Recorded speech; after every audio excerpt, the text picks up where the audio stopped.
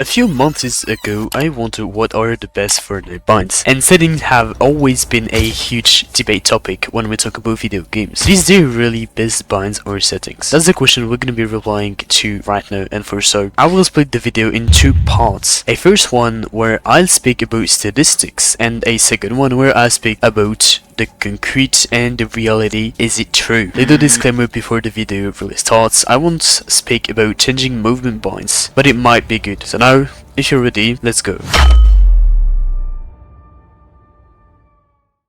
First, to reply to that question, I collected a lot of data about most used binds throughout the year, and here's what I found. By the wall, the 5 most used bind by 100 best keyboard and mouse player are these. You see, I collected data first before 2023 competitions, then after a third of the year, then after 2/3 of the year, and then after the last competition of the year. And with that, you see that on average over the year, the best bind, if we think pro use, so it's the best, which is already a theory that isn't 100% true, is mouse bind 5. If we keep the very exact same thinking process, the best flow bind is either C or V, as over the year both have the same utilization rate, so statistically there's no best one. Still, in the same process, the best stair bind would be mouse button 4, and the best roof bind would be shift. So according to the statistics I collected, the best combo binds is MB5, C or V, MB4 and shift. Even though those are only statistics, we surely can find a certain correlation between the higher utilization of certain binds more than others. Why are mouse binds more used than keys like F1s? Well, to reply to that, we'd need to delve into our second part about the reality out of the figures.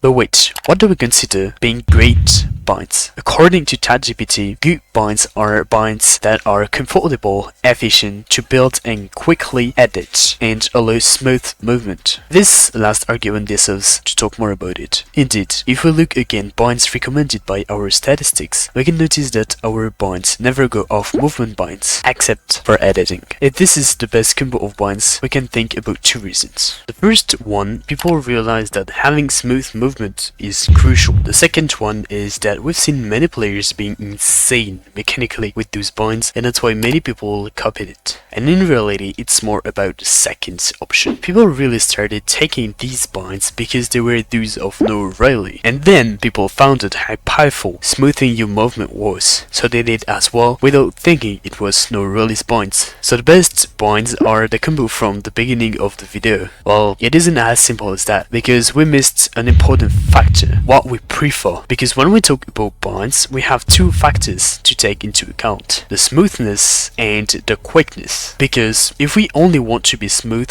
binds like these, but we don't need it on C instead of F, would seem better. But we have to think about the quickness as well, because if you do so, in a situation where you need to be quick, you lose a little bit of time while your thumb goes from pressing V, then pressing C. It's a very small time, but it has theoretically an impact. Let me show you what I mean with example of my personal gameplay. I edit with the same finger as my roof being on X and my edit being on F. We won't speak about the fact that I could actually play X with my thumb, which I can do quite good, but I mostly use the index finger. The first clip shows when I press both binds with the same finger, and the second clip shows when I press both binds with different fingers. Look in slow motion the time I gain. It might look very small, but it creates some discomfort. Now we found the smoothest bind. What about the quickest? Well, now we have to think, how can we click faster on a keyboard and what makes us slow? If we take the example right before, the slowness came from having two actions with the same finger. So technically, if we have one bind per finger, we should be insanely fast. So let's imagine binds like Epic Wells one with Q, MB5, A shift, and an edit on F. Well, it seems almost perfect, except it doesn't use his left thumb. So binds like Benjifish's one seem perfect. Q for the ring finger, MB5 for the right thumb, C for the left thumb, shift for the pinky, and an edit on E or F. F. Between both, it just depends what you already had and how comfortable you feel by using either E or using F.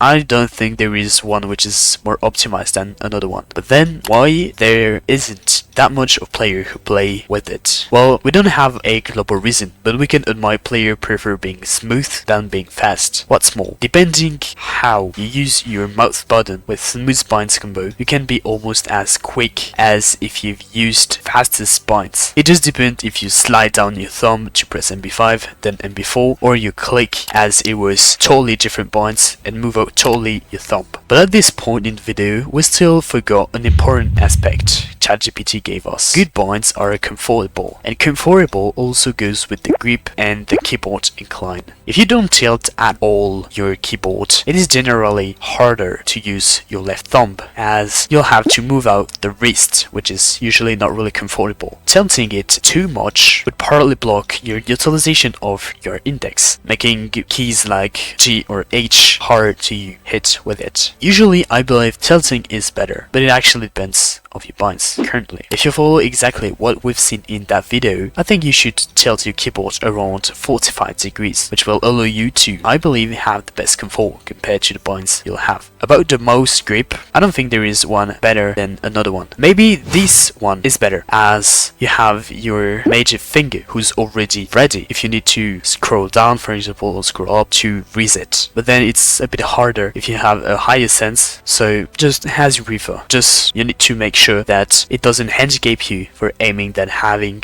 different other buttons like building on your mouth. So what? Should we all change our binds for that? A simple word, a simple reason. No.